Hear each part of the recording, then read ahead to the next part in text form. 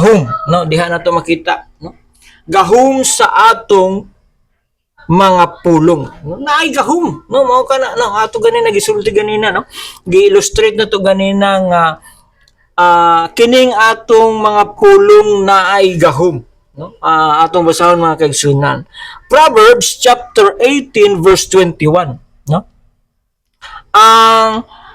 Ang kamatayon ug ang kinabuhi anaa sa gahom sa dila. Kita nimo mga kaigsunan ingon sa Proverbs chapter 18 verse 21, no? Ang kamatayon ug ang kinabuhi anaa diha sa gahom sa atong dila. So that's why naggamhanan kayo ni atong dila. Ingon po diha sa Santiago, no? Santiago Kapitulo 3, versikulo 5 to 6 mga kaigsunan. Ingon man usab nga ang dila usa ka gamay nga bahin sa lawas apan kini nagapahambog og dako.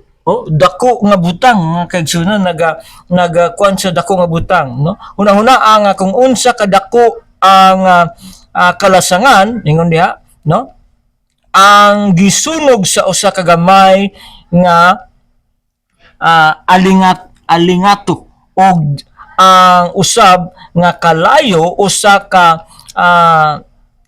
kalibutan sa kadautan taliwala sa mga binhi sa lawas. Diyan na to makuha mga kaigsunan nga kining atong mga dila, no? Ang atong dila is very very powerful and influential mga kaigsunan, no? Kana na lang mo mga kaigsunan, no? Ma-imagine mo nga ang tibuok syudad, no? Ang isa ka tibuok nga syudad mga kaigsunan, no? Nagkagubot pinaagi lamang sa wrong announcement. Dila lang na siya, no? Singgit lang sa tsunami, no? Tanan nabungkag mga kaigsunan, nabungkag ang tibuok syudad. So ingana siya ka powerful ang atong dila mga kaigsunan. No sumot na nga ginakuha nato din nga gikinahanglan nato nga masayran kung unsa ka importante ang mga pulong nga nagagawas sa atong baba. Ikalima, ang pag-ugmad, no? Ang pag-ugmad sa Dios nga unsaon nato karon pag-practice mga kaigsunan, no? Unsaon pagbag-o sa atong mga kasing-kasing, no? Unsaon nato nga pastor, no?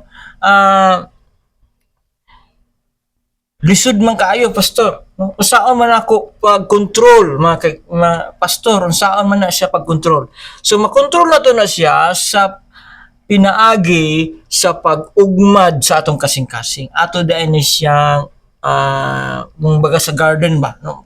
Atong salaon kung unsa ang atong isulod sa atong kasing-kasing, no? Mao na diha. Una sa tunan atong dawaton, no? Atong isugid, no? Pagsugid og paghinulsol, dawaton nato ang atong sala og atong talikdan gikan ini mga kaigsunan, no? Mao na giingon diha, no?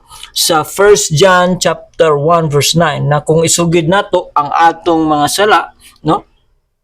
O mahimo ta matinumanon sa pagmatarong ang Dios aron pasayloon kita niya sa atong mga sala o paghinluan kita gikan sa tanang kadautan. God will cleanse us.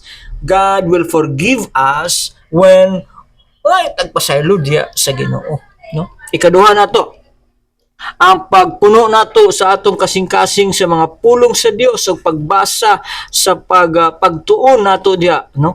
Ug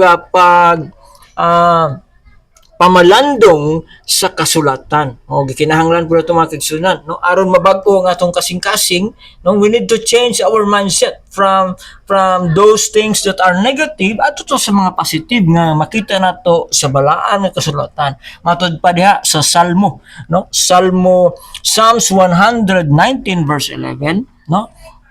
Sa ako nga kasing-kasing ginatipigan ko ang imong pulong aron dili ako makasala batok kanimo. no mo na siya ang dili ta makasala mga kaigsunan, atong tipigan ang pulong sa Dios diha sa atong kasing-kasing, no? Sunod nato nga himo na to ang pag-ampo o pakig-uban sa mga pakig-uban sa Dios, no? O paggahin, no?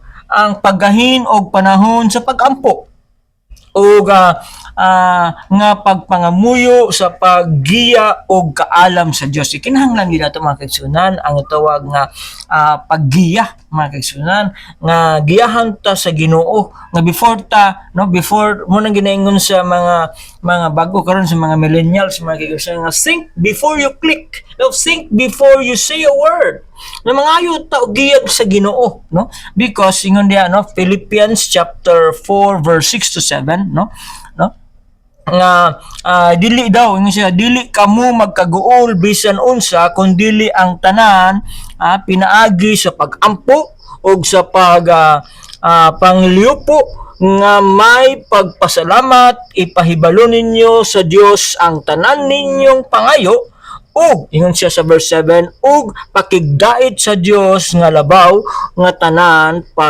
pagsabot magabantay sa inyong mga kasing-kasing ug sa inyong mga hunahuna diha kang Kristo Jesus. Magamputa mga itagiya sa Dios nga bantayan sa Dios ang atong kasing-kasing, no?